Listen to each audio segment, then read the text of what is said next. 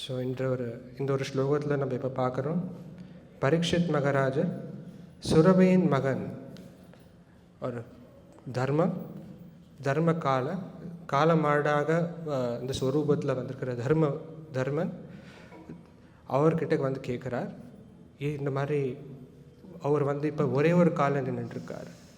ஒரு கலிபுருஷன் பரீட்சித் மகாராஜர் வந்து ஒரு ராஜ்யத்தில் வந்து போயிட்டு இருக்கும் போது அப்போ ஒரு காலமாடு தர்மத்தோட ஸ்வரூபமாக எடுத்து ஒரு காலமாடு வந்திருக்கிறச்சு. இல்லை பார்க்குறாரு, வெறும் ஒரே ஒரு காலில் இருக்கார்.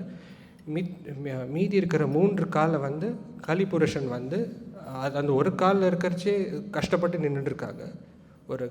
ஒரு காலில் நிற்கிறதே ரொம்ப கஷ்டம். அந்த ஒரு காலில் நிற்கிறச்சே கூட கலிபுருஷன் வந்து அதை வந்து தண்டிக்கிறான். அதை பார்த்து பரீட்சித் மகாராஜர் கோவம் வருது, கலிபுருஷனை வந்து தண்டிக்கிறார். அவர் தண்டித்தோடனே இமீடியட்டாக என்ன பண்ணுறாருன்னா இவர்கிட்ட கேட்குறாரு, தர்மன்கிட்ட கேட்டுக்கிறார், என்ன இருக்குது, ஏன் இந்த மாதிரி ஒரு நிலைமை, எப்படி 3 காலில் எதுக்கு ஒரு காலில் எதுக்கு நிற்கிறாங்க, 3 கால் மிச்சம் இருக்கிற 3 காலுக்கு என்ன ஆச்சு அப்படின்னு கேட்குறாரு. இந்த ஒரு ஸ்லோகத்தை நம்ம பார்க்கணும். ஸோ இது வந்து நிஜமாக இருக்க இந்த மாதிரி ஆச்சா? ஒரு மாடு வந்து ஒரு காலமாடு வந்து ஒரு கால் இல்லை வந்து ஒரு கதையா இது, இந்த மாதிரி ஒரு நிஜமான ஒரு விஷயம் ஆச்சா அப்படின்ட்டு. இல்லை சில பேர் சொல்லுவாங்கல்ல, ஒரு எக்ஸாம்பிள், ஒரு உதாரணத்துக்காக சில பேர் சொல்லுவாங்க அந்த மாதிரின்ட்டு. இந்த மாதிரி இது நிஜமான ஒரு விஷயமா இல்லை இது ஜஸ்ட் ஒரு கதை மாதிரியா அப்படின்ட்டு. இது வந்து ரெண்டு விதத்தில் நம்ம பார்த்தா கூட, ஒரு கதையாக நம்ம பார்த்தா கூட இதில் இருக்கிற நிறையா பொருள் உரை இருக்குது இதில். அப்புறம் இதில் இருக்கிற நிறையா ஒரு விஷயங்கள் இருக்குது, நம்ம தெரிஞ்சுக்க வேண்டிய விஷயங்கள் நிறையா இருக்குது. ஆனாலும் இது ஒரு கதை இல்லை, இது பாகவத புராணம். இது வந்து ஒரு இதிகாசத்தில் நம்ம வந்து நம்ம பார்க்க வேண்டிய விஷயங்கள் இது. ஸோ இந்த மாதிரி ஒரு விஷயம் ஆயிருக்கு. ஏன் இந்த மாதிரி ஒரு 3 கால் என்ன ஆச்சு இந்த தர்மத்துக்கு என்ன ஆச்சு அப்படின்ட்டு. தர்மம் 4 ஒரு விஷயத்தில் வந்து எப்போவுமே நிற்கிறது, 4 காலில் நிற்கிறது அப்படின்ட்டு நம்ம சாஸ்திரங்கள் சொல்லுகிறது. ஒன்று வந்து சத்தியம், தமஹ, தபஹ, சௌச்சம். 4 ஒரு விஷயம் ஒரு சமுதாயத்துக்கு ரொம்ப முக்கியமான ஒரு விஷயம். இது இல்லாமல் இருக்கவே முடியாது. ஒரு சமுதாயம் வந்து முன்னேற முடியாது, சமுதாயம் இருக்கவே முடியாது. இந்த 4 விஷயங்கள் என்ன? இந்த 4 விஷயம்: சத்தியம் பேசுவது, சத்தியமாக பேசுவது, சத்தியம். தபஹ வந்து தமம் புரியறது, தமஹ கருணை, கம்பேஷன் அப்படின்னு கருணை. அப்புறம் சௌச்சமாக இருக்கிறது. ஸோ இந்த ஒரு 4 விஷயத்தில் வந்து இப்போ நம்ம என்ன பார்க்குறோன்னா, கலிபுருஷனுக்கு நம்ம பாகவத்தில் வேறு ஒரு அத்தியாயத்தில் நம்ம பார்க்குறோம். இந்த ஒரு யுகத்தில் வந்து தர்மம் வந்து ஒரே ஒரு காலம் நிற்குது. இந்த ஒரு கால் என்னென்னா சத்தியம் ஒன்று தான் இருக்கிறது அப்படின்ட்டு. ஸோ சத்தியம் ஒரே ஒரு காலில் தான் இருக்குது. மின்றி இருக்கிற 3 ஒரு விஷயங்கள், தபஹ, சௌச்சம், அப்புறம் தயா, இதெல்லாம் வந்து கம்மி ஆகிட்டே வருது. இன்ஃபேக்ட் ஒரு விஷயம் சொல்கிறாங்கன்னா, இந்த கலியுகத்தோட முடிவில் வந்து என்ன ஆகும்னா, சத்தியம் ஒரு கால் இருக்குல்ல, அந்த ஒரு கால் கூட முடிஞ்சு போயிடும் அப்படின்ட்டு. இப்போ நீங்கள் நிறைய பேர் கேட்கலாம், ஆனால் சுவாமி நீங்கள் சொல்கிறீங்க சத்தியம் ஒன்று தான் இருக்குன்ட்டு. ஆனால் இந்த ஒரு காலத்தில் வந்து சத்தியம் கூட நம்ம பார்க்க முடிய மாட்டேங்குது. நிறைய பொய் பேசுவது, அப்புறம் ஏமாற்றுதல், பொய் பேசுவது கூட நிறைய ஒரு ரூபங்கள் இருக்குது. நம்ம வந்து கரப்ஷன் அப்படின்னு சொல்லலாம். அப்புறம் நிறைய ஒரு மிஸ்இன்ஃபர்மேஷன், அந்த மாதிரி நிறைய ஒரு விஷயங்கள் நம்ம பார்க்கலாம். அரசியல், அந்த மாதிரி நிறைய விஷயங்கள் நம்ம பார்க்கலாம். இந்த ஒரு காலத்தில் வந்து என்னென்னா, இப்போ சத்தியம் கூட போக போக போக போக கம்மியாயிடும். அது ஒரு இது. இப்போ நம்ம வந்து கலியுகத்தில் இருக்கிற முதல் படி, இந்த ஒரு முதல் படியில் இருக்கிறதுனால நம்மளுக்கு நிறைய இருக்கிற இந்த சூழ்நிலைகள் வந்து கொஞ்சம் கம்மியாக தான் தெரியப்படுகிறது. பட் ஆனால் போக போக என்ன ஆகணும், இது கூட குறைஞ்சிடும். இப்போ இந்த சத்தியம் ஒரு காலம் நிற்கிறதுன்னா என்ன? இந்த சத்தியம்னா என்ன சுவாமி? சத்தியம்னா நிஜத்தை பேசுகிறதா, யார்கிட்டையும் பொய் பேசக்கூடாது, இதுதான் சத்தியமா? பொய் பேசாமல் இருக்கிறது தான் சத்தியமா, இல்லை அதோட வேறு விஷயங்கள் இருக்கா அப்படின்னு. சத்தியம் அப்படின்ட்டு என்ன சொல்கிறான்னா, இந்த ஒரு பாகவத்தோட அர்த்தம் என்னென்னா, சத்தியம் அப்படின்னா ஸ்ரீமத் பாகவதத்தோட முதலாம் ஸ்லோகத்தில் பரம் சத்தியம். அந்த சத்தியம் என்னென்னா, நம்ம யார், நாம் யார், நம்ம எதுக்கு இந்த உலகத்தில் வந்து பிறந்திருக்கிறோம், அப்புறம் நம்மளுக்கு கடவுள் இருக்கிறாரா, நம்மளுக்கும் கடவுளுக்கும் இருக்கிற என்ன சம்பந்தம் என்ன, இந்த ஒரு விஷயத்தெல்லாம் சேர்த்தா தான் அதோட நிஜமான ஒரு சத்தியம் அப்படின்றோம். ஸோ பகவானோட அனுகிரகத்தால் இந்த ஒரு யுகத்தில் கூட இந்த ஒரு ஞானம், இந்த ஒரு சத்தியமான ஒரு இருக்கிற விஷயம் வந்து இந்த ஒரு காலத்தில் கூட நம்மளுக்கு கிடைக்கிறதுக்கு ஒரு சின்ன வாய்ப்பு இருக்குது. அதுக்கு தான் சொல்கிறாங்கன்னா, சத்தியம் இந்த ஒரு காலத்தில் கூட கொஞ்சம் இருக்குது, கொஞ்சம் ஒரு வாய்ப்பு இருக்குது. ஆனால் அது கூட போக போக கலியுகத்தோட முடிவில் வந்து அது கூட அந்த ஒரு வாய்ப்பு கூட போயிடும் அப்படின்னு சொல்கிறாங்க. இப்போ வந்து கலியுகத்தில் வந்து இப்போ ஒரு 5000 வருஷம் இருக்குது, இன்னும் 4,32,000 வருஷம் இருக்குது அப்படின்ட்டு நம்ம பாகவதத்தில் கொடுத்துருக்காங்க. பாகவதம் அப்புறம் வேறு புராணங்களில் கொடுத்துருக்காங்க. இப்போ இந்த ஒரு முக்கியமான ஒரு விஷயத்தில் நம்ம என்ன பார்க்குறோம்னா, பிரபுபாதர் சொல்கிறாரு, இந்த மாதிரி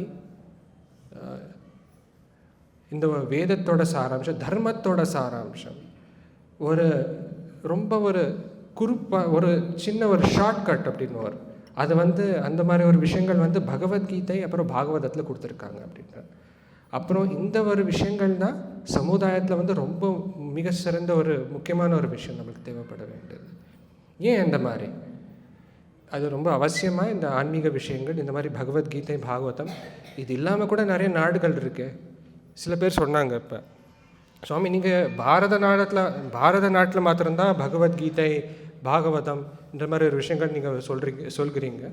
பட் ஆனால் வேறு நிறைய நாடுகள் இருக்குது உலகத்தில், அவங்க பொருளாதாரத்தில் நிறைய முன்னாடி ரொம்ப முன்னேறிக்கிறாங்க அவங்க. அப்புறம் சில நாடுகளில் வந்து அவங்களோட standard of living, for example ஒரு உதாரணம் கொடுத்தாங்க.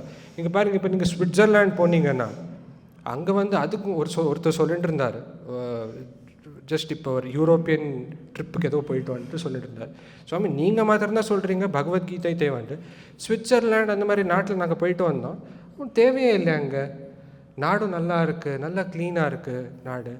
அவங்க பகவத்கீதை படித்து தான் அவங்க வந்து கிளென்லினஸ் மெயின்டைன் பண்ணுன்ற ஒரு விஷயம் இல்லையே, நல்லா சுத்தமாக இருக்கணுன்ற ஒரு விஷயம் இல்லையே, அது இல்லாமல் கூட இருக்காங்க அவங்க.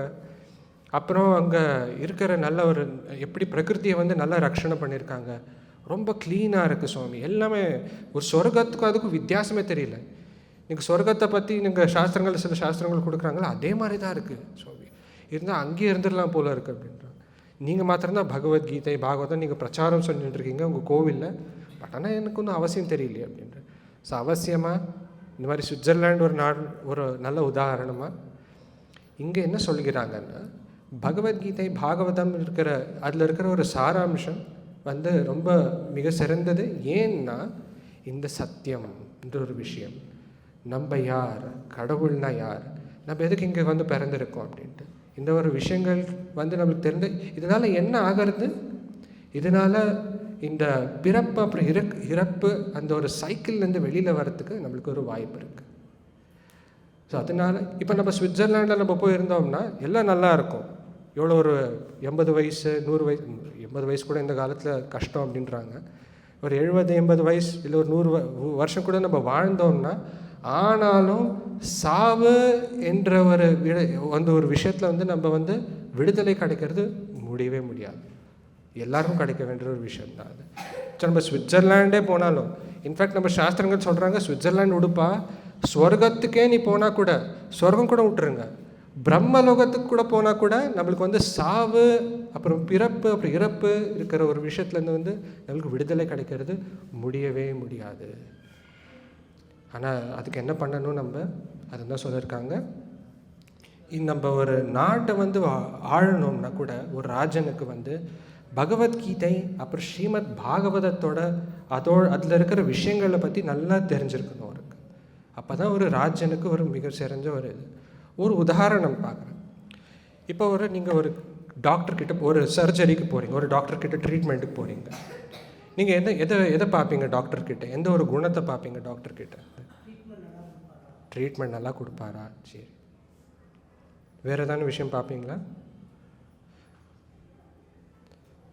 சில பேர் வந்து பார்ப்பாங்க, ஓகே இப்போ ஃபார் எக்ஸாம்பிள் நீங்கள் வேறு யாராவது சொன்னாங்கன்னா, டாக்டர் வந்து அவர் வந்து நல்லா பேசுவார். அவர் பேசுகிறதுலேயே எனக்கு வந்து எவ்வளோ நல்லா பேசுவார்னா, ரொம்ப இனிமையாக பேசுவார் அவர். அப்புறம் அவரோட பிஹேவியர் கூட நல்லா பேசுவார். அப்புறம் நிறையா டைம் கொடுப்பார் எனக்கு. 1 hour 2 ஜெனரல் என்ன பண்ணுவாங்கன்னா, நம்ம ஆஸ்பத்திரி போனோன்னா ஒரு அப்பாயின்மெண்ட் கிடச்சிதுன்னா 5 நிமிஷம் பார்த்துட்டு இமீடியட்டாக ஸ்லிப் எழுதி தந்துடுவாங்க, ப்ரிஸ்கிரிப்ஷன் எழுதி தந்துடுவாங்க. போங்க ஓகே ப்ரிஸ்கிரிப்ஷன் எழுதி கிடச்சிருச்சு, அவ்வளோதான் ஆகிடுச்சு. இந்த டாக்டர் இருக்காங்கல்ல 2 மணி நேரம் பேசுகிறாங்க சார் அப்படின்னு பார்ப்பீங்க. அப்புறம் சில டாக்டர்கள் வந்து என்னென்னா, அவங்க வந்து போனாங்கன்னா மருந்து கொடுப்பாங்க, பசங்க யாராவது கூட்டின்னு பசங்களுக்கு சாக்லேட்டெல்லாம் தராங்க சார் அப்படின்னு. ஸோ நீங்கள் இதெல்லாம் பார்ப்பீங்களா இல்லை ட்ரீட்மெண்ட் பார்ப்பீங்களா? எல்லோரும் ட்ரீட்மெண்ட் தான் பார்ப்போம்ல, நிச்சயமாக. இதெல்லாம் இருந்தால் நல்லது, இருக்கக்கூடாதுன்ட்டு இல்லை. சாக்லேட் தருது, நல்லா பேசுறது, நிறைய டைம் கொடுக்கறது, ஒரு பேஷண்ட்டை பற்றி தெரிஞ்சுக்கிறது எல்லாமே முக்கியம்தான். பட் ஆனால் மெயினாக என்னென்னா ட்ரீட்மெண்ட் கொடுக்கறது. அதே மாதிரி தான் ஒரு அரசனுக்கும் அவரோட முக்கியமான இருக்கிற ஒரு குணம் என்னென்னா, எப்படி சமுதாயத்தில் இருக்கிறவங்க எல்லா ஜனங்கள்லேயும் எப்படி பிறப்பு அப்புறம் இறப்பு இந்த ஒரு விஷயத்துக்கு எப்படி அவங்களுக்கு வந்து ஒரு சொல்யூஷன் தர முடியும், எப்படி இதுலேருந்து அவங்களுக்கு விடுதலைக்கு நம்ம வந்து கொடுக்க முடியும். அப்படி ஒரு ராஜன் தான் ஒரு நிஜமான ஒரு அரசன் அப்படின்னு. இல்லைன்னா ஒரு அரசனே இல்லை அப்படின்ட்டு நம்ம பாகவதத்தில் கொடுக்குறாங்க. அதுக்கு தான் ஸ்ரீமத் பகவத்கீதம் அப்புறம் பாகவதத்தோட விஷயங்களை பற்றி எல்லா ராஜர்களும் அரசர்களும் தெரிஞ்சிருக்குன்ற ஒரு முக்கியமான ஒரு விஷயம். முன்னாடி இருக்கிற காலத்தில் வந்து ஒரு ராஜர் வந்து அவர் ராஜ்யத்தை ஆளணும்னா ஆழறதுக்கு முன்னாடி அந்த ராஜருக்கு வந்து கொஞ்சம் ட்ரைனிங் தருவாங்க. ட்ரைனிங்குன்னா என்ன மாதிரி ஒரு ட்ரைனிங், இந்த மாதிரி ஒரு விஷயங்கள் பற்றி, ஆன்மீக விஷயங்கள் பற்றி. அஃப்கோர்ஸ் வேறு எல்லாம் இருக்கும், இந்த மாதிரி சண்டை போடுறது, யுத்தம் செய்கிறது பற்றி, நாட்டை எப்படி ஆழறதை பற்றி, அதை பற்றி ஒரு விஷயங்கள் கூட, அட்மினிஸ்ட்ரேஷன், அப்புறம் வார்ஃபேர், யுத்தம் செய்கிறது, அப்புறம் பொருளாதாரம், இந்த ஒரு விஷயத்தில் கூட அவங்களுக்கு வந்து அவங்க படிப்பாங்க அதை பற்றி. பட் ஆனால் அதுக்கும் மேலே ஆன்மீக விஷயங்கள் பற்றி தெரிஞ்சுக்கிறது தான் மிக சிறந்த ஒரு விஷயம். அது இல்லாமல் ஒரு ராஜனுக்கு ஆழறதுக்கு விடவே மாட்டாங்க. அதுதான் அந்த காலத்தில் வந்து ராஜர்களுக்கு வந்து ராஜ ரிஷி அப்படின்வாங்க. அவரும் ரிஷிகள் தான். ரிஷிகள்னால் ஆன்மீக விஷயத்தை பற்றி அவங்களும் தெரிஞ்சிருப்பாங்க. ஆனால் ஒரு ராஜ ரிஷி வாழ்வாங்க அது மாதிரி. ஸோ நம்ம நாட்டில் கூட நம்ம பார்த்தோம்னா நம்ம இந்த வம்சம் பார்ப்போம், சூரிய வம்சம், அப்புறம் யது வம்சம், சந்திர வம்சம், இந்த மாதிரி நம்ம வம்சத்தில் நம்ம பார்த்தோம்னா கூட எல்லா ராஜர்களையும் நம்ம பார்த்தோம்னா 90% இந்த அட்லீஸ்ட் பரீட்சித் மகாராஜர், அப்புறம் வஜ்ரநாம 5000 வருஷம் முன்னாடி இருக்கிற ராஜர்கள் எல்லாமே ராஜரிஷியாக தான் இருக்காங்க. ஸோ ஒரு ஆன்மீக விஷயங்கள் வந்து ரொம்ப ரொம்ப சிறந்தது ஒரு சமுதாயத்துக்கு. இன்ஃபேக்ட் பாகவதத்திலே சொல்கிறாங்க, தர்மோ ஹி தேஷாம் அதிகோ விசேஷः தர்மேன ஹீனாக பசுபி சமானः. தர்மம் இங்கே கொடுத்துருக்காங்க, தர்மத்தை பற்றி. எந்த ஒரு சமுதாயத்தில் வந்து தர்மத்தை பற்றி, தர்மம்னா பகவானுக்கு இது ஆன்மீக விஷயங்கள் பற்றி தெரிஞ்சுக்கிறது. அந்த ஒரு தர்மம் எந்த ஒரு சமுதாயத்தில் இல்லையோ அந்த ஒரு சமுதாயத்துக்கும் ஒரு ஒரு காடுக்கும் வித்தியாசமே இல்லை. பசுபி சமானः. அதுக்கும் ஒரு மிருகத்துக்கும் ஒரு மாணவனுக்கும் ஒரு மிருகத்துக்கும் வித்தியாசமே இல்லை அப்படின்னு சொல்கிறாங்க. அவ்வளோ ஒரு இம்பார்ட்டன்ஸ் இது ஆன்மீக விஷயங்களுக்கு, ஸ்ரீமத் பகவத்கீதை அப்புறம் பாகவதத்தில் கொடுக்கறதுக்கு. இன்னொரு விஷயம் என்னென்னா,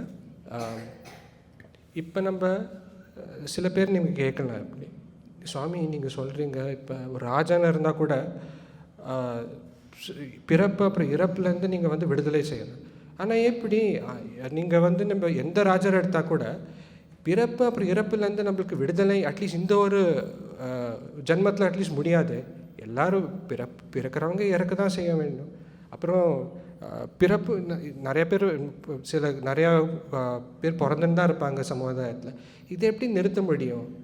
ஒரு என்ன சொல்லுவோம் இங்கிலீஷில், இம்ப்ராக்டிக்கலாக இல்லை. நீங்கள் சொல்கிறது இம்ப்ராக்டிக்கலாக இல்லையா அப்படின்ட்டு சில பேர் கேட்கலாம். இந்த பிறப்பும் இறப்பும் இதுலேருந்து விடுதலை செய்கிறது எப்படின்னா, இந்த ஒரு பிறப்பு தான் ஒரு கடைசி பிறப்பாக இருக்கிற மாதிரி ஒரு ராஜனுக்கு அதோட ரெஸ்பான்சிபிலிட்டி அவருக்கு. இந்த ஒரு பிறப்புக்கு அப்புறம் அவரை வந்து ஆன்மீக லோகத்துக்கு கொண்டு போகிறது தான் ஒரு ராஜனோட முக்கியமான ஒரு பொறுப்பு அவருக்கு ஒரு சமுதாயத்தில். ஏன் இந்த மாதிரி நம்ம பிறக்கிறது ஏன் அவ்வளோ அவ்வளோ ஒரு பிரச்சனையா? ஏன் இது வந்து சாஸ்திரங்கள் சொல்கிறாங்க இதுலேருந்து விடுதலை செய்யணுன்ட்டு? சில பேருக்கு வந்து இதுலேருந்து பிரச்சனை இருக்குது அப்படின்னு சொல்லுவாங்க. என்னென்னா இந்த ஒரு உடல் நம்ம எடுத்தோம்னா கூட, இந்த ஒரு உலகத்தை நம்ம வந்தோம்னா 4 விஷயங்கள் வந்து எல்லாரும் நம்ம இந்த பிரச்சனைகள் வந்து நம்ம சந்திச்சு தான் சந்திக்கணும். ஜன்ம மிருத்யு ஜரா வியாதிஹி அப்படின்வோம். 4 ஒரு விஷயங்கள் வந்து நம்மளுக்கு எப்போவுமே துன்பப்படுத்திகிட்டே இருக்குது. என்ன அது? பிறப்பு இறப்புக்கு அப்புறம் நான் கடைசியில் வரேன், ஏன் அதுவும் பிரச்சனை அப்படின்ட்டு சாஸ்திரங்கள் சொல்கிறாங்க. நான் பேசுகிறேன். நம்ம இப்போ கரண்ட்டாக நம்ம என்ன எக்ஸ்பீரியன்ஸ் பண்ணிகிட்டு இருக்கோம்? ஜன்ம மிருத்யு ஜராஹ வியாதிஹி. ஜரா அப்படின்னா வயசாகிறது. வயசாக ஆக ஆக என்னாகும்? நம்மளோட பாடிலி ஃபங்க்ஷன்ஸ், நம்மளோட உடலுக்கு இருக்கிற அந்த ஒரு ஃபங்க்ஷன்ஸ் என்னாகும்னா செய்ய முடியாது சில விஷயங்களெல்லாம். அப்புறம் இந்த வியாதி அது சொல்லவே வேண்டாம், எல்லாருக்கும் தெரியும். எவ்வளோ வியாதிகள் இருக்குது, அதனால எவ்வளோ கஷ்டம் நம்மளுக்கு எல்லாருக்கும் தெரிய வரும். பிறப்புக்கு என்ன பிரச்சனை சுவாமி? பிறப்பு நல்ல விஷயம் தானே பிறக்கிறது அப்படின்னா. ஒரு உதாரணம் நான் பாகவதத்துலேயும் நம்ம கொடுத்துருக்கு, 3ஆம் கண்டத்தில் வந்து கொடுத்துருக்கு. ஒரு சின்ன ஒரு குழந்தை வந்து இப்போ ஒரு அம்மாவோட ஒரு கருவில் வந்து வந்தோன்னே என்னாகும்னா அதோட அந்த ஸ்கின் இருக்குல்ல, அதோட தோல் வந்து ரொம்ப ரொம்ப ரொம்ப சாஃப்டாக இருக்கும். அதில் என்னாகும்னா கருவில் இருக்கிறச்சு என்னாகும்னா அந்த தாயோட கருவில் இருக்கிறச்சு நிறைய என்னாகும்னா புழுக்களும் நிறையா இருக்கும், பூச்சிகள் நிறையா இருக்கும். அது என்னாகும்னா அந்த குழந்தை வந்து பாகவத்தில் கொடுத்துருக்கு, அந்த புழு வந்து அந்த குழந்தைய வந்து கடிச்சுட்டே இருக்கும் அப்படியே. ஆனால் அந்த குழந்தைக்கு வந்து அந்த ஏன்னா உணர்வுகள் வந்து ஜாஸ்தி இதாக இருக்கிறதுனால வலிக்கும், பட் ஆனால் அந்த வலியை வந்து சொல்ல முடியாது அந்த குழந்தைக்கு. ஸோ அந்த ஒரு நிலைமை.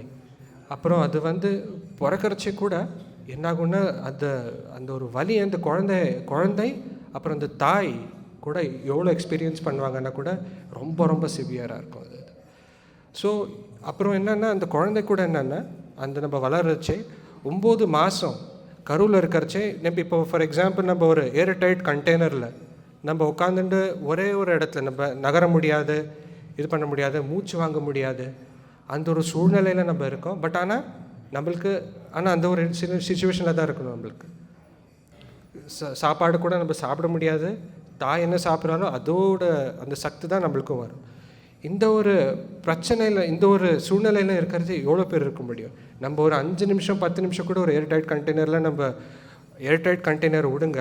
இப்போ இந்த ரூமோட கதவை சாத்திட்டு ஃபேனை நம்ம ஆஃப் பண்ணிட்டோன்னா 1/2 மணி நேரம் 20 நிமிஷம் 15 நிமிஷம் மேலே இருக்கவே முடியாது. நம்ம யாரும் நிறைய மூச்சு திணறும் நம்மளுக்கு.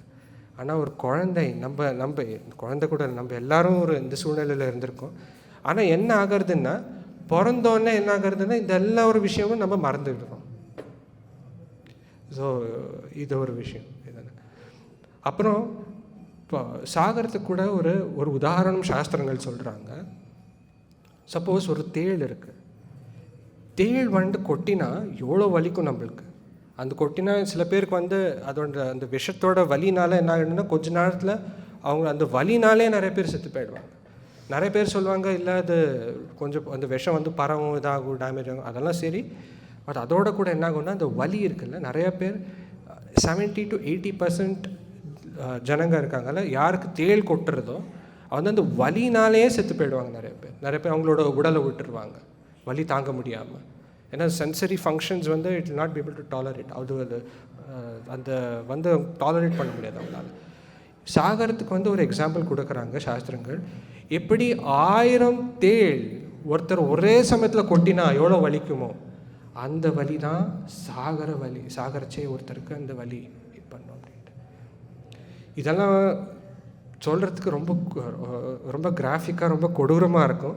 ஆனால் சாஸ்திரங்கள் ஏன் இதெல்லாம் சொல்கிறாங்கன்னா நம்ம வந்து அப்போயாவது நம்மளுக்கு அந்த ஆன்மீக விஷயத்தில் அந்த சிந்தனைகள் ஏற்படுறதுக்கு ஒரு இன்ட்ரெஸ்ட் வரும், நம்மளுக்கு ஒரு உற்சாகம் வரும் அப்படின்ட்டு.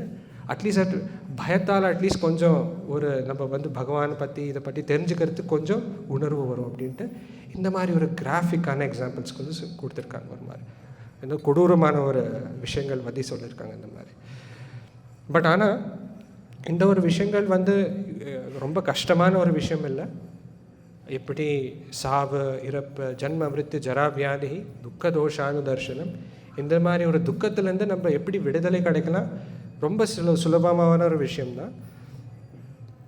இன்ஃபேக்ட் இந்த ஒரு விஷயங்கள் கூட சாஸ்திரங்களில் சொல்லியிருக்காங்க. பகவத்கீதை, பாகவதம் கூட இந்த ஒரு யுகத்தில் வந்து நம்மளுக்கு ரொம்ப ஈஸியாக கிடச்சிருக்கு, ரொம்ப சுலபமாக கிடச்சிருக்கு நம்மளுக்கு. அந்தந்த காலத்தில் முன்னாடி வந்து வியாசர் 5000 வருஷம் முன்னாடி வியாசர் வந்து என்ன பண்ணாருன்னா, வேதங்களை வந்து அவர் வந்து முன்னாடி வேதங்கள் ஸ்ருதியோட ரூபத்தில் இருந்தது, அதை வந்து அவர் எழுதினார். ஒரு வேதம் கூட நம்ம பார்த்தோம்னா 1 கோடி ஸ்லோகங்கள். 1 கோடி ஸ்லோகம்னா அது நம்ம பகவத்கீதையிலே நம்ம வந்து சில ஸ்லோகங்கள் படித்து புரிஞ்சுக்கிறதுக்கு பல மாதங்கள் ஆகிடும். நம்ம வேதங்கள் நம்ம பார்க்கலாம், ஒரு வேதம் 1 கோடி ஸ்லோகங்கள் நம்ம படித்து புரிஞ்சு நம்ம வாழ்க்கையில் வந்து அதை இம்ப்ளிமெண்ட் பண்ணுறதுக்கு நிறைய டைம் ஆகிடும், அதுக்கு வாய்ப்பே இல்லை. ஸோ அதனால் வியாசர் என்ன பண்ணார்னா, இது வேலைக்காக மாட்டேங்கிறது. அப்புறம் அவர் என்ன பண்ணார்னா, வியாசர் வேதங்களுக்கு அப்புறம் அவர் என்ன எழுதினார்னா, வேதாந்த சூத்திரங்கள் அப்படின்னு எழுதினார். வேதாந்த சூத்திரம்னா ஒரே ஒரு லைன், அவ்வளோதான். பெரிய பெரிய ஸ்லோகங்களில் ஒரே ஒரு லைன். நம்ம கேட்டிருப்போம், நிறையா பேர் பிரபுபாதரோட புக்ஸ் படிச்சிருப்பீங்க. அதாதோ பிரம்ம ஜிக்ஞாசா, ஆனந்தமயோ அபியாசாத், இந்த மாதிரி ஒரு விஷயங்கள் வந்து வேதாந்த சூத்ராஸ் அப்படின்வோம். வெறும் 3-4 அக்ஷரங்கள் தான் இருக்கும், அதில் 3-4 வார்த்தைகள் தான் இருக்கும். அந்த ஒரு சென்டென்ஸ்லே இந்த வேதத்தோட அர்த்தங்கள் வந்து நம்மளும் புரிஞ்சுக்கலாம் அந்த மாதிரி. ஸோ வேதாந்த சூத்ராஸ் அப்படின்னு எழுதினார். ஆனாலும் அது எழுதினா கூட நிறைய பேருக்கு வந்து புரிஞ்சிக்க முடியல. சில பேருக்கு புரிஞ்சது, ஆனால் முக்கால்வாசி பேருக்கு இன்னும் புரியவே இல்லை. எப்படி என்ன இது புரியவே மாட்டேங்குது அப்படின்ட்டு. சில பேர் வந்து தப்பாக வேற புரிஞ்சுட்டாங்க, அது வேற ஒரு பிரச்சனை ஆகிட்டு. அப்புறம் என்ன, வியாசர் என்ன செஞ்சார்னா, உபனிஷத் அப்படின்னு எழுதினார். 108 உபனிஷத்கள் அவர் எழுதினார். அவர் இந்த மாதிரி சில பேர் நிறையா உபனிஷத் நீங்கள் பார்த்துருக்கேன். பிருஹதாரண்ய உபனிஷத், கதோபனிஷத், இந்த மாதிரி உபனிஷத்துக்கு நிறைய இந்த உபனிஷத்கள் என்னென்னா, ஆன்மீக விஷயத்தில் நிறையா விஷயங்கள் இருக்குது. இந்த மாதிரி சாவு அப்படின்ற என்ன, அதை பற்றி ஒரு கருத்துக்கள் இருக்கும் அதில். அப்புறம் பகவான் பற்றி ஈஷோபனிஷத், கடவுள்னா யார், ஈசன் அப்படின்னா யார், அவரை பற்றி புரிஞ்சுக்கிறதுக்கு அதுக்கு ஒரு உபனிஷத். அந்த மாதிரி ஒரு வேறு விஷயங்கள் இருக்குது. ஆனாலும் என்ன ஆகிடுறதுன்னா, உபனிஷத்கள் கூட நிறைய பேருக்கு புரியவே இல்லை. ஏன்னா எல்லாமே இன்டைரக்டாக இருந்தது. இப்போ நீங்கள் ஈஷோபனிஷத் நீங்கள் பார்த்தீங்கன்னா கூட முதல் உபனிஷத் வர, ஹிரண்மயேன பாத்திரேனா சத்யஸ்ய பிஹிதம் முகம் தத்துவம் பூஷன் அபாவண்ணோ சத்ய தர்மாய திருஷ்டையே. இங்கே வந்து கிருஷ்ணரோ பகவானோ ஒன்றுமே இல்லை. இதில் யாருக்கோ சொல்கிறாங்க, ஹிரண்மயேன பாத்திரேனா சத்யஸ்யா பிஹிதம் முகம் அப்படின்ற இந்த ஒரு ஹிரண்மயான ஒரு நல்ல ஒரு வெளிச்சமாக இருக்குல்ல, இந்த வெளிச்சத்தோட அந்த ஒரு ஸ்க்ரீன் அது கொஞ்சம் அதுலேருந்து அதை எடுத்துடுங்க அப்படின்ட்டு ஒருத்தர் வேண்டிக்கிறார். ஆனால் என்ன இந்த ஹிரண்மய பாத்திரா, என்ன இந்த ஸ்க்ரீன், இந்த வெளிச்சம் என்ன அதுக்கு ஒரு விளக்கமும் இல்லை இதில். ஸோ நம்மளே புரிஞ்சுக்க வேண்டியதான் இந்த மாதிரி. அப்புறம் என்ன பண்ணார்னா, வியாசர் வந்து இந்த உபநிஷத்துலேயும் ஒரு விஷயம் ஒர்க் அவுட் ஆக மாட்டேங்குது. இப்போ என்ன பண்ணலான்னா, ஜனங்களுக்கு கதை கேட்குறது ரொம்ப பிடிக்கும். ஸோ அவர் என்ன பண்ணார்னா, இதிகாசங்கள் புராணங்கள் எழுதினார். 18 புராணங்கள் எழுதினார். இப்போ விஷ்ணு புராணம், சிவபுராணம், அந்த மாதிரி நிறையா புராணங்கள், பத்ம புராணம், அந்த மாதிரி புராணங்கள் எழுதினார். இவ்வளோ புராணங்கள் எழுதி கூட நிறைய பேர் என்ன பண்ணாங்கன்னா, அவங்களுக்கு இன்னும் புரிய மாட்டேங்குது என்ன ஆகிறதுன்ட்டு. அவங்களுக்கு சில பேர் வந்து அப்ரிஷியேட் பண்ணாங்க. முக்கால்வாசி பேர் புராணங்கள் எழுதினோடனே கூட அவருக்கு இன்ட்ரெஸ்டே வரலை ஆன்மீக விஷயத்தில். வியாசருக்கு புரியவே மாட்டேங்குது, என்ன இது இந்த மாதிரி ஆகுது அப்படின்ட்டு. சரின்ட்டு நிறைய பேர் அவர் பார்க்குறாரு என்னென்னா, நிறையா பேர் இந்த மாதிரி அரசியல், குடும்பத்தில் இருக்கிற சண்டைகள் இதெல்லாம் பார்த்துட்டு எல்லாருக்கும் நிறைய உற்சாகமாக இருக்குது. இந்த மாதிரி இந்த காலத்தில் கூட நிறைய பேர் டெலிசீரியல் இந்த மாதிரி, அப்புறம் படத்தில் கூட இந்த மாதிரி ஒரு விஷயங்கள் இல்லைன்னா நிறைய பேர் சொல்கிறாங்க இந்த மாதிரி படம் கூட ஓடாது அப்படின்ட்டு. ஸோ இந்த காலத்தில் கூட நிறைய பேருக்கு அந்த மாதிரி ஒரு விஷயத்தில் ஆர்வம் இருக்குது சமுதாயத்தில். ஸோ அவர் என்ன பண்ணாருன்னா, 5000 வருஷம் முன்னாடி மகாபாரதம் அப்படின்ற ஒரு இதிகாசம் எழுதினார். அவர் சரி இது ஒரு இந்த மாதிரி ஒரு இது எழுதினார், புராணங்கள் இது எழுதினார், மகாபாரதம் எழுதினோடனே கூட. ஆனால் என்ன ஆகுதுன்னு எழுதினோடனே கூட அவர் பார்க்குறாரு என்னென்னா, ஆனாலும் ஆன்மீக விஷயத்தில் இருக்கிற அந்த உற்சாகம் யாருக்குமே வர மாட்டேங்குது. ஏன் இந்த மாதிரி ஆகுதுன்ட்டு அவர் வந்து ரொம்ப அவருக்கு ஒரு டிசப்பாயின்மெண்ட் அவருக்கு, ஏன் இந்த மாதிரி ஆயிடுச்சு அப்படின்ட்டு. அப்போ அந்த ஒரு சூழ்நிலையில் நாரத முனி அவரோட குரு, அப்போ அந்த சூழ்நிலையில் வராரு. அவர் கேட்குறாரு, ஓ வியாசரே என்ன ஆயிடுச்சு, ஏன் இவ்வளோ சோகமாக இருக்கிறீங்க நீங்கள் அப்படின்ட்டு. அப்புறம் ஒரு வியாசர் சொல்கிறார், இல்லை பாருங்கள், இவ்வளோ வேதம் எழுதுறதே இவ்வளோ பெரிய விஷயம், இவ்வளோலாம் எழுதினோன்னு கூட, இவ்வளோ கஷ்டப்பட்டு எழுதினோன்னு கூட என்னோடய உத்தேசம் இவ்வளோ எழுதுறதுக்கு, எல்லோரும் ஆன்மீக விஷயத்தில் சிந்தனைகள் வரணும், சமுதாயத்தில் பகவான் சேவைகள் இது பண்ண நிறைய பேருக்கு புரிஞ்சுக்கணும், இதை பற்றி பக்தி மார்க்கத்தில் நிறைய பேர் என்ன முன்னாடி போகணும். ஆனால் இதெல்லாம் ஒன்றுமே ஆக மாட்டேங்கிறது, இவ்வளோலாம் எழுதினா கூட எனக்கு புரியவே மாட்டேங்கிறது ஏன் அப்படின்ட்டு. அப்போ நாரதர் சொல்கிறாரு, பாருப்பா, சாதாரணமாகவே ஜனங்கள் வந்து இந்த மாதிரி குடும்ப சண்டை, ஒரு குடும்ப தகராறு, சொத்துக்காக சண்டை, அப்புறம் அரசியல், நேச்சுரலாகவே ஜனங்களுக்கு வந்து இந்த ஒரு விஷயங்களில் வந்து ஈடுபாடு அப்புறம் உற்சாகம் இருக்கும். நீ அதே வந்து ஃபோக்கஸ் பண்ணி ஒரு புஸ்தகத்தை எழுதினா என்ன ஆகும், ஜனங்களுக்கு இன்னும் அது பற்றி இருக்கிற ஒரு உற்சாகம் இன்னும் நிறைய தான் ஆகும். ஸோ வியாசருக்கு சரி இப்போ என்ன பண்ணுறதுன்னு தெரியலையா. அப்புறம் நாரதர் முனி சொல்கிறாரு, இப்போ நீ வந்து பகவானை பற்றி டைரெக்டாக எழுது, இந்த மாதிரி இன்டைரக்டாக எழுதாதான். இந்த மாதிரி நீங்கள் சில பேர் நீங்கள் யார் இங்கே அபிஷேகத்துக்கு கோயிலில் இருக்கிற அபிஷேகத்துக்கு நீங்கள் வந்திருப்பீங்களோ, இல்லை இங்கே ஸ்ரீனிவாசருக்கோ இல்லை நரசிம்மருக்கோ அபிஷேகம் நடக்கிறச்சு இங்கே நீங்கள் பார்த்துருப்பீங்க. புருஷ சூக்தம்னு ஒரு சூக்தம், ஒரு உதாரணத்துக்கு வேதங்கள் எப்படி பகவானை பற்றி விவரிக்கிறாங்க அப்படின்னா, முதல் ஸ்லோகம் வந்து சஹஸ்ர ஷீர்ஷா புருஷ சஹஸ்ராக்ஷ சஹஸ்ரபாத் ச பூமி விஸ்வதோ விருத்தா அப்படின்றாங்க. அப்படின்னா என்ன அப்படின்னா, சஹஸ்ர ஷீர்ஷா புருஷ, கடவுள்னா யாருன்னு தெரியுமா, கடவுள்னா யாருன்னா அவருக்கு 1000 தலைகள் இருக்குது அவருக்கு. அப்புறம் சஹஸ்ர ஷீர்ஷா புருஷ சஹஸ்ராக்ஷ அவருக்கு 1000 கண்ணுகள் இருக்குது, 1000 கண் இருக்குது அவருக்கு. சஹஸ்ராக்ஷ சஹஸ்ரபாத் 1000 கால்கள் கைகள் இருக்குது அவருக்கு. யாராவது இதை ஃபஸ்ட்டு கேட்டாங்கன்னா, யாருக்காவது இந்த மாதிரி ஒரு பகவானை பற்றி பக்தி வருமா? யாருக்கும் ஃபஸ்ட்டு அந்த மாதிரி ஒரு பகவான் இருக்காங்களா, ஐயோ ஓடிடுறேன்ப்பா அப்படின்ட்டு ஓடிடுவாங்க. பக்தின்றது வராது, பயம்தான் வரும்.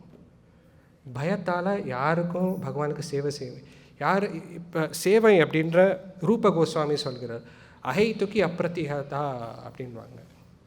சேவை யாருக்காவது செய்யணும்னா அது வந்து வாலண்டரியாக இருக்கணும், அப்புறம் அதுக்கு ஒரு எக்ஸ்பெக்டேஷன் இருக்கக்கூடாது. அதான் நிஜமான ஒரு சேவை அப்படின்றது. ஆனால் இந்த மாதிரி ஒரு பகவான் ஒரு மாதிரி ஒரு கொடூரமான ஒரு ரூபத்தை நம்ம பார்த்தோம்னா யாருக்கும் பக்தி வரவே வராது. ஆனால் நம்ம வந்து ஜஸ்ட் லைக் நம்ம பிரம்ம சம்ஹிதாவில் பார்க்குறோன்னா, வேணும் குணந்தம் அரவிந்த தலாயதாக்ஷம். பகவான் யார்? பகவான் வந்து புல்லாங்குழல் வந்து உழுத்தின்னு இருக்காரு. அப்புறம் அவரோட கண்கள் வேணும் குணந்தம் அரவிந்த தலாயதாக்ஷம், தாமரை பூ போல் இருக்கிற ஒரு கண்கள், அரவிந்த தலாயதாக்ஷம். இந்த மாதிரி நம்ம பார்த்தோம்னா, இந்த மாதிரி ஒரு கடவுள் இந்த மாதிரி பார்த்தோம்னா பக்தி நேச்சுரலாக வரும் நம்மளுக்கு. பக்தி பகவானுக்கு மேலே இருக்கிற ஒரு காதல் நேச்சுரலாக வரும். அதை பற்றி நம்ம சொல்லவே வேண்டாம் இந்த மாதிரி. ஸோ இதனால தான் அப்புறம் வியாசர் சொல்கிறாரு, வியாசருக்கு நாரதர் சொல்கிறாரு, இந்த மாதிரி பகவானை நீ இந்த மாதிரி ஒரு விவரங்களை பற்றி நீ டைரெக்டாக சொல்லு, இந்த மாதிரி 1000 தலை 1000 கால் இந்த மாதிரியெல்லாம் நீ சொல்லவே சொல்லாது. ஸோ அப்போ தான் வியாசர் வந்து என்ன பண்ணுறாருன்னா, ஸ்ரீமத் பாகவதத்தை எழுத ஆரம்பிக்கிறார். ஸ்ரீமத் பாகவதத்தை எழுத இதில் நிறையா பாகவதம் அப்படின்னு என்னென்னா பக்தர்களோட வாழ்க்கை, அப்புறம் பகவானோட லீலைகள், இதை பற்றி வந்து பாகவதத்தில் வந்து ஃபுல்லாக இதை பற்றி தான் இருக்கு. ஸோ இப்போ நேச்சுரலாக எல்லாருக்கும் கதை படிக்கிறதுக்கு எல்லாருக்கும் பிடிக்கும். ஸோ அந்த ஒரு ஆர்வமாக நம்ம ஸ்ரீமத் பாகவதம் இந்த மாதிரி ஒரு சாஸ்திரங்களை நம்ம படித்தோம்னா வேறு எதுவும் சாஸ்திரமும் தேவையில்லை, ஸ்ரீமத் பாகவதத்தை படித்தாலே போகிறோம். நேச்சுரலாக பக்தி நம்மளுக்கு தர்மத்தை பற்றி இருக்கிற அந்த ஆழ்ந்த கருத்துக்கள் பற்றி நம்மளுக்கு ரொம்ப சுலபமாக நம்ம வந்து புரிஞ்சுக்கலாம். அதனால அப்போ தான் வியாசர் எழுத ஆரம்பித்தார், ஸ்ரீமத் பாகவதத்தை பற்றி எழுத ஆரம்பித்தார். எழுதிட்டு 12ஆம் கண்டம் எழுதிட்டு சமுதாயத்துக்காக கொடுத்தாரு. ஸோ ஸ்ரீமத் பாகவதம் சைத்தன்ய மகாபிரபு இப்போ நம்ம வேறு சம்பிரதாயங்கள் வேத சம்பிரதாயத்தில் கூட போனீங்கன்னா ஒரு கலாச்சாரம் இருக்குது. வேதத்தை பற்றி யாராவது ஒரு சம்பிரதாயம் இருக்குன்னா கூட அந்த சம்பிரதாயம் என்ன பண்ணணுன்னா அந்த வேதத்தை குறித்து அவங்க வந்து ஒரு காமெண்டரி எழுதணும், பாஷ்யம் அப்படின்வோம் நம்ம. இப்போ நம்ம ஸ்ரீ சம்பிரதாயத்தில் ராமானுஜ சம்பிரதாயத்தில் வந்து ஒரு பாஷ்யம் இருக்குது, அது பேர் ஸ்ரீபாஷ்யம் அப்படின்ட்டு. அதில் வந்து விசிஷ்ட அத்வைத அந்த தத்துவத்தை பற்றி கூறியிருக்கிறாங்க. பகவான் அப்புறம் ஒரு ஜீவராசிக்கு இருக்கிற ஒரு தொடர்பு, அதை பற்றி என்னென்னா ஒரு இது. அதே மாதிரி சிமிலர்லி நம்ம மத்வ சம்பிரதாயத்தில் கூட ஒரு பாஷ்யம் இருக்குது, மத்வாச்சாரியர் எழுதியிருக்காரு, ஷாரீரிக அது வந்து தாத்பரிய நிர்ணயா அப்படின்னு எழுதியிருக்காரு. அதே மாதிரி சங்கரர் கூட ஒரு எழுதியிருக்காரு, ஷாரீரிக பாஷ்யா அப்படின்ட்டு. அந்த மாதிரி எல்லா சம்பிரதாயத்தில் கூட ஒரு எழுதுறது ஒரு முக்கியம். சைத்தன்ய மகாபிரபு கிட்ட கூட சில பேர் கேட்டாங்க, நீங்கள் கூட ஒரு பாஷ்யம் எழுதலாமே, நீங்கள் கௌடிய சம்பிரதாயத்தில் பிரம்ம மத்வ கௌடிய சம்பிரதாயத்தில் வந்திருக்கிற நீங்கள் கூட ஒரு பாஷ்யம் எழுதலாமே அப்படின்ட்டு. ஆனால் மகாபிரபு சொன்னார், இல்லை பாஷ்யத்துக்கு ஒரு அவசியமும் இல்லை. ஏன்னா பாஷ்யம் எப்போ எழுதுவாங்கன்னா ஒரு வைதிக சம்பிரதாயத்தில் எப்போ ஒருத்தருக்கு ஒரு சில விஷயங்கள் வேதத்தில் புரியலையோ அந்த வேதத்தோட கருத்தை வந்து புரியறதுக்காக பாஷ்யம் அப்படின்ட்டு ஒரு ஒரு புஸ்தகத்தை எழுதுவாங்க அவங்க. ஆனால் மகாபிரபு சொன்னார், பாஷ்யத்துக்கு என்ன அவசியம், நம்ம ஸ்ரீமத் பாகவதமே இருக்குல்ல, ஸ்ரீமத் பாகவதம் தான் வேதத்தோட வேதாந்த சூத்திரத்துக்காக உபனிஷத் இதிகாசங்கள் எல்லாத்துக்கும் ஒரு பாஷ்யம் தான் ஸ்ரீமத் பாகவதம். அதுக்கு தான் இதுக்கு அமல புராணா அப்படின்றோம். ஸோ இதுக்கு தான் வேதாந்த பாஷ்யத்துக்கு ஒரு அவசியமே இல்லை, ஏன்னா இதுவே ஒரு வேதாந்தம் தான் அப்படின்ட்டு மகாபிரபு சொன்னார்.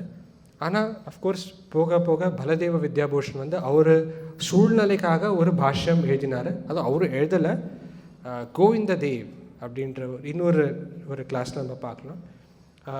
ஜெய்ப்பூரில் ராதா கோவிந்தா அந்த ஒரு அர்ச்ச விக்கிரகம் பெருமாளே வந்து பாஷ்யம் சொல்கிறார். பலதேவ வித்யாபூஷன் நம்மளோட ஆச்சாரர் அவர் எழுதிட்டு அது வந்து நம்ம காமிக்கிறார். ஸோ இது கோவிந்த பாஷ்யா, நம்மளுக்கு கிட்ட ஒரு பாஷ்யம் இருக்குது. பட் ஆனால் மகாபிரபுவோட கருத்து இதுதான், நம்ம இது ஸ்ரீமத் பாகவதத்தை படித்தாலே எல்லா வேதத்தோட சாராம்சமும் வேதாந்த சூத்திரங்கள் இருக்கிற அப்புறம் தர்மத்தோட தத்துவங்கள் எல்லாமே இந்த ஒரு புஸ்தகத்திலே எல்லாமே நம்ம படிச்செல்லாம் புரிஞ்சுக்கலாம் அப்படின்ட்டு சைத்தன்ய மகாபிரபு சொல்கிறார். அதுக்கு தான் மகாபிரபுக்கும் ஒரு உற்சாகம் இல்லை திருப்பி இன்னொரு புஸ்தகம் எழுதுறதுக்கு அவருக்கு. ஆனால் இந்த பாகவதத்தை பற்றி பக்தியை பற்றி எழுதுறதுக்காக அவரோட சீடர்கள் சிஷ்யர்கள் கோஸ்வாமி ஷட் கோஸ்வாமி அவங்களுக்கு வந்து எழுதுறதுக்கு வந்து அவருக்கு வந்து ஆதரவு கொடுத்தாங்க இந்த மாதிரி. ஸோ இதுதான் இது ஸ்ரீமத் பாகவதம் ஓட மகாத்மியம். இது நம்ம கூட நம்ம இப்போ கிளாஸ் ஆரம்பிக்கிறதுக்கு முன்னாடி நம்ம பார்த்தோம், நஷ்ட பிராயேஷபத்ரேஷு நித்தியம் பாகவத சேவையா.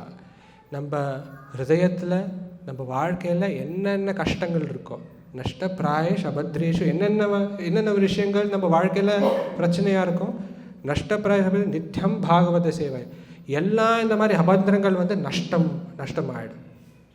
வெறும் இந்த என்ன பண்ணணும், நம்ம ஒன்றுமே இல்லை, பாகவதம் புஸ்தகம் இருக்குது, எடுத்து நம்ம படிக்கணும். அவ்வளோதான். படிக்க படிக்க படிக்க பகவான் நம்மளோட வாழ்க்கையில் அவர் வருவார். எப்படி பிரபுபாதர் சொல்கிறார், பகவத்கீதை படிக்கிறதுனால என்ன ஆகும் அப்படின்ட்டு. பகவத்கீதை ஒரு கிராஃபிக் எக்ஸாம்பிள் சொல்கிறார். எப்படி நம்ம ஒரு கொடூரமான ஒரு எக்ஸாம்பிள்ஸ் நம்ம பார்த்தோம், பிரபுபாதர் ஒரு நல்ல எக்ஸாம்பிள் கொடுக்குறார். எப்படி அர்ஜுனனுக்கு பார்த்த சாரதியாக கிருஷ்ணர் இருந்தாரோ குருக்ஷேத்திர போரில், அதே இந்த மாதிரி ஒரு நம்ம வாழ்க்கையோட போரில் அதே மாதிரி நம்ம பகவத்கீதை பாகவதம் நம்ம படித்தோம்னா, நித்தியமாக நம்ம டெய்லி படித்தோம்னா ஒன்றும் பண்ண வேணாம், நீங்கள் படிங்க போகிறோம். பாகவதத்தை வச்சு நீங்கள் படிங்க, நீங்கள் அப்புறம் நீங்கள் வாழ்க்கையில் எப்படி இம்ப்ளிமெண்ட் பண்ணலாம் எல்லாம் தானாக உங்களுக்கு பகவான் வந்து எல்லாம் உங்களுக்கு பகவான் சொல்ல, தேஷாம் சதத யுக்தானாம் பஜதாம் பிரீத்திபூர்வகம் ததாமி புத்தி யோகம் தம். யாரோ வந்து உங்களுக்கு வந்து அந்த ஞானம் தர வேண்டிய அவசியமே இல்லை. பகவானே சொல்கிறாரு, ததாமி புத்தி யோகம் தம் ஏனமாம் உபயாந்தித்தே, நானே வந்து அவருக்கு அந்த புத்தியும் அறிவும் தருவேன் அப்படின்ட்டு. இதான் பகவானோட ஒரு அனுகிரகம், பகவானோட நம்மளுக்கு இருக்கிற ஒரு பாக்கியம். இந்த ஒரு யுகத்தில் நம்ம பிறந்திருக்கோம். ஆச்சாரியர் அப்புறம் பகவானோட அனுகிரகத்தால் நம்மளுக்கு இந்த மாதிரி ஒரு விஷயங்கள் நம்மளுக்கு தெரிய வருகிறது. ஸோ இது நீங்கள் பாகவதம், பகவத்கீதை நீங்கள் படிச்சிங்கனாலே எல்லாமே உங்களுக்கு என்னென்ன தேவையாக இருக்குமோ அதெல்லாம் கிடைக்கும் உங்களுக்கு. ஸோ இதோடு நான் இந்த கிளாஸை முடிச்சுக்கிறேன். யாருக்காவது எதுவும் கேள்விகள் இருந்தால் இப்போ கேட்கலாம் 2 நிமிஷத்துக்கு.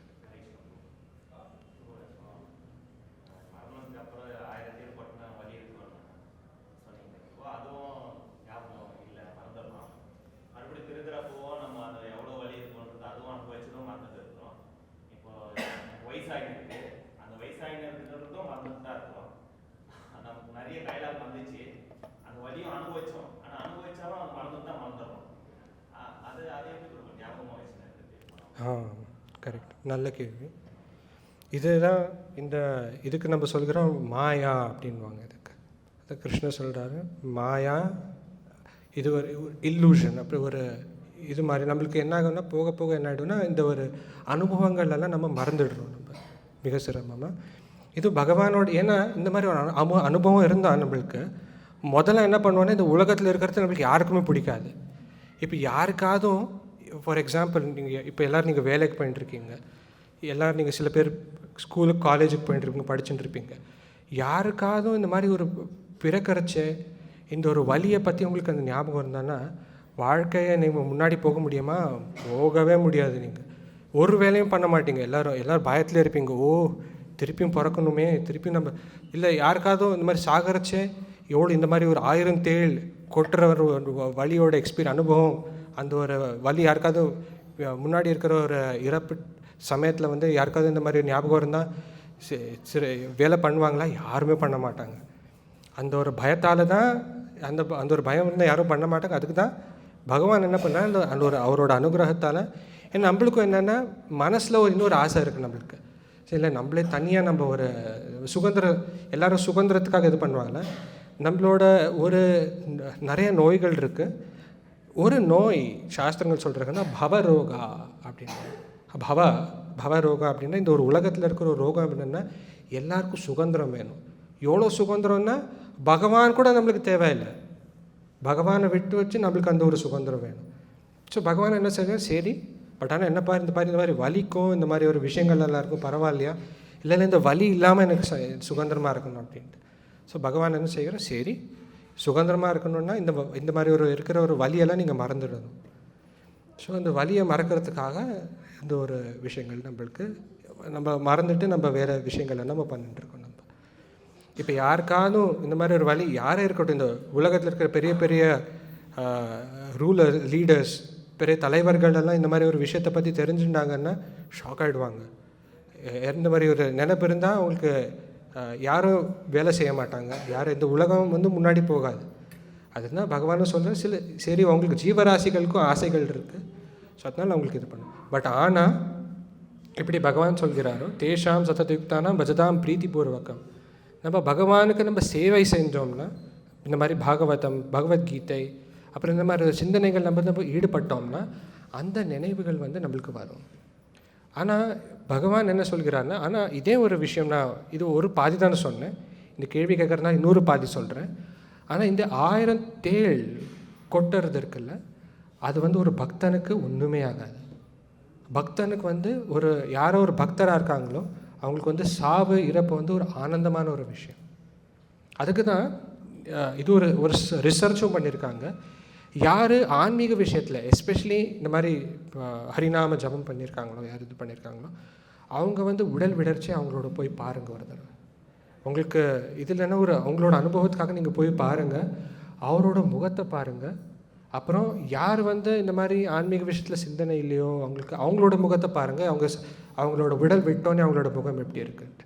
ஜெனரலாக என்னன்னா யார் பக்தியில் ஈடுபட்டிருக்காங்களோ வாழ்க்கை முழுக்க அவங்களோட நீங்கள் முகம் பார்த்தீங்கன்னா ரொம்ப பிரகாசமாக இருக்கும். உங்களுக்கு you will find some kind of freshness.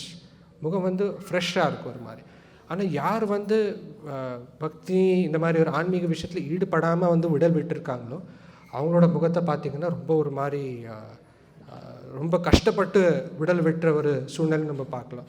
ரொம்ப வலியில் ஒருத்தரோட முகம் பார்ப்பீங்கள்ல, யாருக்காவது வலிச்சாங்கன்னா நம்ம நடந்து போயிட்டு இருப்போம், யாருக்காவது அடிபட்டுச்சுன்னா அவங்களோட முகம் பார்ப்பீங்கள்ல, அந்த மாதிரி ஒரு இது நீங்கள் பார்க்கலாம். யார் வந்து விடல் விடுறச்சு.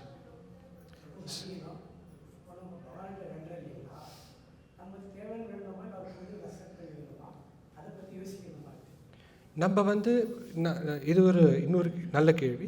இது கிருஷ்ணர் சொல்கிறார், ஜென்ரலான 4 பேர் பகவான் கிட்டே போவாங்க. தத்வித்தி பிரணிபாத் 4 பேர் போவாங்க. ஆர்த்தோ அர்த்தார்த்தி ஞானி பரதர்ஷபா. சில பேர் வந்து நிறைய விஷயங்கள் கிட்டே போவாங்க. சில பேர் வந்து சொத்து வேணும், இது வேணும் அப்படின்னு போவாங்க. அது கூட பகவான் வந்து ஏற்றுப்பார். சில பேர் வந்து அவங்களுக்கு ஞானத்துக்காக போவாங்க. சில பேர் வந்து சில கஷ்டங்கள் இருக்கும், கஷ்டத்துலேருந்து விடுதலைக்காக போவாங்க. சில பேர் வந்து பக்திக்காக போவாங்க. ஸோ இதில் வந்து பகவான்கிட்ட போகிறதே பெரிய விஷயம்.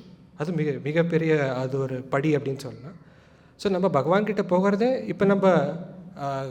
இப்போ தந்தை தாயார் சின்ன குழந்தைங்கள் எல்லாம் இருக்காங்க. சின்ன குழந்தைங்கள் வந்து கேட்கும்ல, அப்பா எனக்கு சாக்லேட் வேணும், எனக்கு இது வேணும் அப்படின்ட்டு கேட்குறது தப்பா இல்லை. அட்லீஸ்ட் அப்பா கிட்டே போகிறாங்கல்ல, அது பெரிய. வீட்டை விட்டு வெளியில் போகிறதோட அப்பா கிட்டே போய்ட்டு அப்பா எனக்கு ஒரு சாக்லேட் வேணும்னு கேட்குறது அப்பா அந்த ஒரு தந்தைக்கு வந்து இது ரொம்ப பெரிய விஷயம். அட்லீஸ்ட் வீட்டை விட்டு வெளியில் போகாமல் இருக்கானப்பா, அதே பெரிய விஷயம். ஸோ பகவான் கூட பார்க்குறாரு, பரவாயில்ல, அட்லீஸ்ட் கோவிலுக்காவது வராரு, பரவாயில்ல, அதே பெரிய விஷயம். ஆனால் எப்போ ஒரு தந்தைக்கிட்ட நம்ம போய் கேட்டோம்னா, அப்பா தந்தை உங்களுக்கு என்ன வேணும், உனக்கு சந்தோஷத்துக்காக என்ன வேணும், எது வாங்கி தந்தால் உங்களுக்கு சந்தோஷமாக இருப்பீங்க. அந்த ஒரு தந்தைக்கு வந்து என்னென்னா, அந்த ஒரு பொருளால் சந்தோஷம் இல்லை, அந்த பையன் இல்லை அந்த கேட்குறாங்கல்ல, அந்த கேட்குறதுலேயே அவ்வளோ மகிழ்ச்சி இருக்குது. அது கேட்குறது நீங்கள் உங்களோட தந்தைமார்கள்கிட்ட போய் கேட்டிங்கன்னா, அப்பா உங்களுக்கு எதாவது வேணுமா, அந்த தந்தைக்கு வந்து ரொம்ப சந்தோஷமாக இருக்கும்.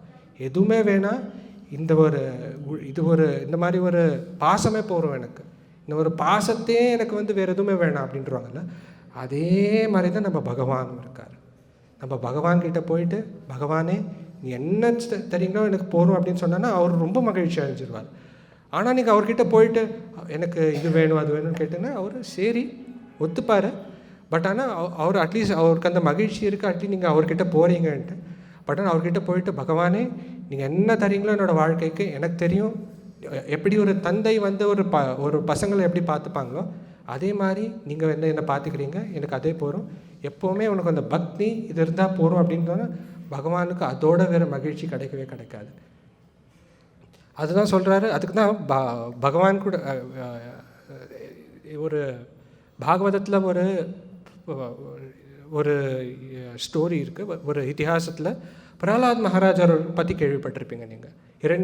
நரசிம்மர் ஒரு ஸ்லோகத்தில் வந்து என்ன ஆகிறதுனா, நரசிம்மர் வந்து அவதரித்து வரச்சே ஒரே கோவம் நரசிம்மருக்கு. எல்லாரையும் இது பண்ணிட்டாரு, ஹிரண்யகசிபு வந்து அழிச்சிட்டாரு.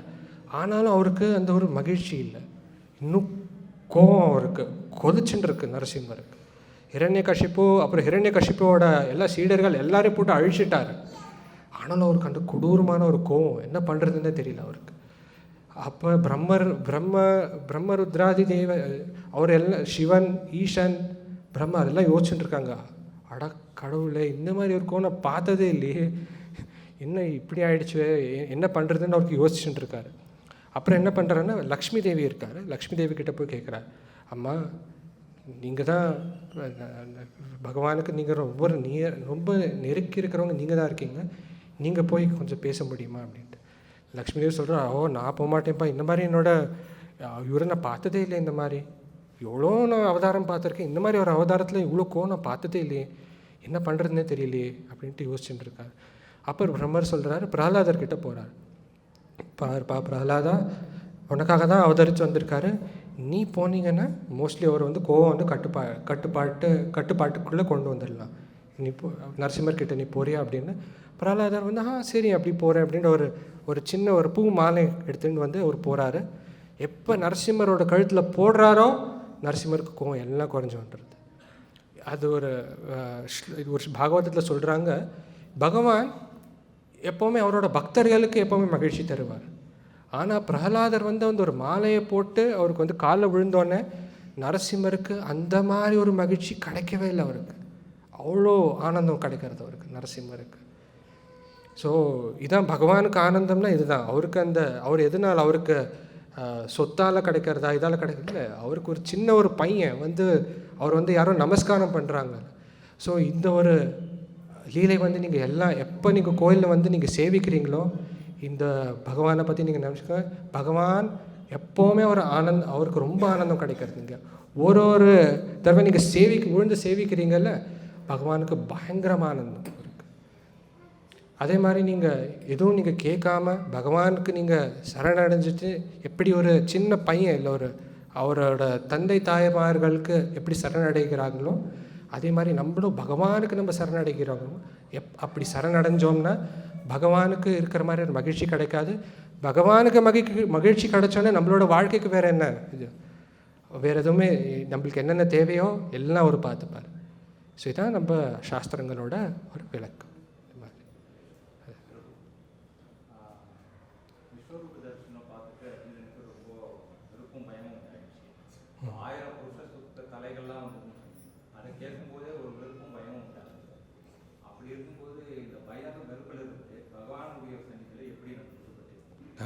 ரொம்ப நல்ல கேள்வி. இதுக்கு நம்ம பாகவதம் படிக்கணும். பகவத்கீதையை நம்ம படித்தோம்னா இப்போ ஒருத்தரை பற்றி நம்மளுக்கு தெரியாது. அப்போ தெரிஞ்சுக்கணுன்னா நம்ம என்ன பண்ணுவோம், நம்ம முதல்ல அவர்கிட்டேருந்து நம்ம தெரிஞ்சுக்கணும். இல்லைன்னா அவரை பற்றி நம்மளுக்கு தெரிஞ்சுக்க முடியலன்னா நம்ம என்ன பண்ணணும்னா அவருக்கு தெரிஞ்சவர்கிட்டேருந்து நம்ம அவரை பற்றி நம்ம புரிஞ்சுக்கலாம். ஸோ அதனால் பகவத்கீதை நம்ம படித்தோன்னா பகவத்கீதை கிருஷ்ணர் அவரோட மனசை போட்டு அப்படியே உடைக்கிறார் அவர். அர்ஜுனன் நீங்கள் பகவத்கீதை நீங்கள் நிறைய பேர் படிச்சிருப்பீங்க, சில பேருக்கு தெரியும். அர்ஜுனன் ஒன்றோ ரெண்டு சில கேள்வி தான் கேட்குறாரு. ஆனால் கிருஷ்ணர் கிடச்சிட்டு தான் வாய்ப்பு அப்படின்ட்டு போட்டு உடச்சிட்டு அவரோட மனசில் இருக்கிறது எல்லாமே போட்டு உடச்சிடுறாரு. ஸ்லோலி ஸ்டெப் பை ஸ்டெப் அவர் யார், அவருக்கு என்ன பிடிக்கும், அவருக்கு என்ன பிடிக்காது, அவர் எங்கே இருக்கிறாரு, அவர் எங்கேருந்து வராரு, எவ்வளோ தடவை வருவார், யாருக்காக வராரு, யாரை பிடிக்கும், அவரை எப்படி அடையலாம், எல்லா ஒரு விஷயமும் பகவத்கீதையில் பகவான் கொடுத்துருக்காரு. அதுவும் இல்லைன்னா நம்ம இன்னொரு விஷயம் என்னென்னா பாகவதம், ஸ்ரீமத் பாகவதத்தில் என்னென்னா பாகவதர்கள் பக்தர்கள் அவங்க அவங்களோட அனுபவங்கள், அப்புறம் பகவானை பற்றி இருக்கிற குணங்கள், லீலைகள், அப்புறம் அவரோட விவரங்கள் எல்லாமே அவங்க விவரிக்கிறாங்க ஸ்ரீமத் பாகவதத்தில். ஸோ பகவத்கீதை அப்புறம் ஸ்ரீமத் பாகவதத்தை நீங்கள் படிச்சிங்கன்னாலே போகிறோம். எதுவுமே பண்ண வேண்டாம், நீங்கள் வெறும் புஸ்தகத்தை திறந்துட்டு கொஞ்சம் படிங்க நீங்கள், அவ்வளோதான். பிரபுபாதர் சொல்கிறாரு, இன்ஃபேக்ட் பிரபுபாதர் சொல்கிறாரு ஒரே ஒரு ஸ்லோகம் ஒரு ஸ்லோகம் நீங்கள் கொஞ்சம் படிச்சிங்கன்னா கூட ஒருத்தருக்கு அந்த பெனிஃபிட் இருக்குல்ல, ஆயிரம் அஸ்வமேத யக்னங்களில் இருக்கிற ஒரு பெனிஃபிட் கிடைக்கும். ஒரு பகவத்கீதை ஸ்லோகம் படித்தா, வெறும் படிக்கிறதுனால அவ்வளோ பெனிஃபிட் கிடைக்கும் அப்படின்ட்டு. ஸோ இந்த ஒரு நிறைய பேர் நம்ம மார்க்கெட்லலாம் பார்ப்போம்ல தள்ளுபடி அப்படின்ட்டு. ஸோ இதுதான் பகவான் நம்மளுக்கு தர தள்ளுபடி. நம்மளுக்கு இந்த மாதிரி நம்ம கஷ்டங்கள் எதுவுமே பண்ண வேண்டாம். எப்படி ஒரு தந்தை தாயார் எப்படி இப்போ அவரோட வீட்டிலேருந்து ஒரு பையன் வீட்டை விட்டு வெளியில் போயிட்டாலும் வெளியில் போனோடனே அவங்களுக்கு எவ்வளோ ஆர்வம் இருக்குமோ, இல்லை எப்போ என்னோடய பையன் திருப்பியும் வருவான், எப்படி நான் திருப்பி கூட்டின்னு வருது வெளியில் அப்படின்ட்டு. அதே மாதிரி ஒரு ஆர்வம் தான் பகவானும் நித்தியமாக நம்மளுக்காக காத்துட்டுருக்காங்க. அதுதான் பகவத்கீதையில் சொல்கிறார், தாம் மாம் பிரபத்யந்தே தாம் ஸ்ததைவ பஜாமியகம். நம்ம ஒரு படி எடுத்து வச்சா பகவான் 10-15 படி எடுத்து வைப்பார் நம்மக்கிட்ட. அதான் ஒரு பகவானோட இருக்கிற ஒரு மனோநிலை, பகவானோட மனசு இப்படி இருக்குது, நம்மளுக்காக காத்துட்டுருக்காங்க. ஸோ நம்ம புரிஞ்சுக்கிறதுக்கு வேறு ஒன்றும் இதில்லை. அவரோட நல்ல குணங்கள் எல்லாமே பகவத்கீதை பாகவதத்தில் நம்ம படித்தோம்னா எல்லாம் நம்மளுக்கு புரிஞ்சு வந்துடும். ஸோ இதோட நிறுத்திக்கிறேன். கிரந்தராஜ் ஸ்ரீமத் பாகவதம் கி, விஸ்வகுரு ஸ்ரீல பிரபுபாத் கி, நிதாய் கௌர பிரேமானந்தி.